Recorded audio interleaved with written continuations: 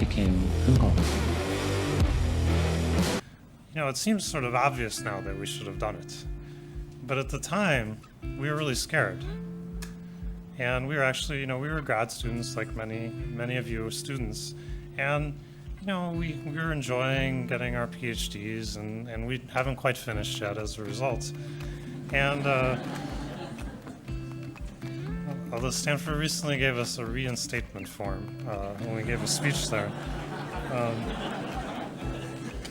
But at the time, we were really scared, like, oh, we're not going to get our degrees, we're going to start this company, it'll be kind of lame. And, our parents were all upset, and, there are all sorts of issues. And so one of the things that I'd been through as a student was some leadership training. And one of the things they taught us was to not be afraid of failure. I want to talk about dreams for a second. And in my case, literally a dream. When I was in college, I was sure that I'd been admitted by a clerical error, probably a computer error. And because of that, I had an irrational fear I'd be sent home on the bus. And Sergey here knows this is true. But it turns out, because of that anxiety, I woke up literally with a dream. And it was kind of a strange dream. It went like, I think I could download the entire web onto some old computers that were lying around. And that would probably seem pretty crazy to most people, but I stayed up a couple hours in the middle of the night doing some math, and it seemed actually pretty plausible. Well, assuming you actually didn't keep any of the web pages. You only kept the links. And then sort of figured out, given all that data, I thought it would take a couple of weeks. And I told my advisor that. And he just sort of laughed at me.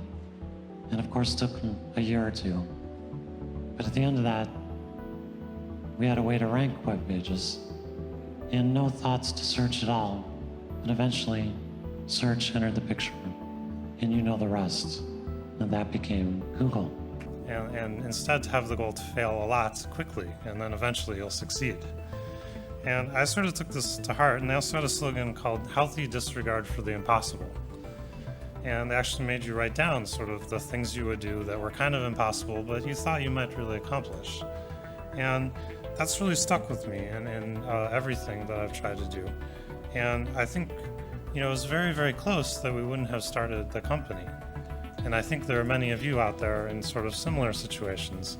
Do you want to take a little bit more risk? Boy, I was really struck by Peter's earlier speech right before lunch. He said we should live in a world of abundance. And that's not how we're thinking about it. And I guess I get really excited about things we can do at Google to really seriously change the world. I think we did that with search. We tried that with books. We tried a whole variety of things, I think, that are just have really big change. And I thought back to 7 years ago, we started to work on maps. And you think about that, that was before phones, smartphones.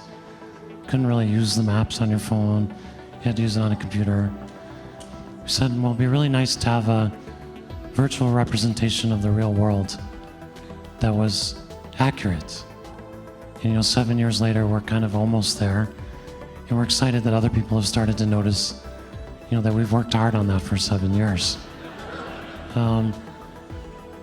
But for me, it's kind of those big ideas that you have early. It's hard to keep things moving, and that's always a big trick. I think, for me, the key is setting really big goals. And, with YouTube, I think we've had tremendous leadership, both with the founders and now with Salar, who's been running it. And I think they've all had a vision, to really improve people's entertainment, improve access to entertainment, build a community that feels really strongly about it, that has free speech, that has really great diversity, and it's a two-way medium. And what does that mean for entertainment? And so that's kind of been their mission. And even how do we improve the world, given that most people spend most of their time engaged in entertainment, looking at a screen. how do we make the world better given we have the internet and people doing that?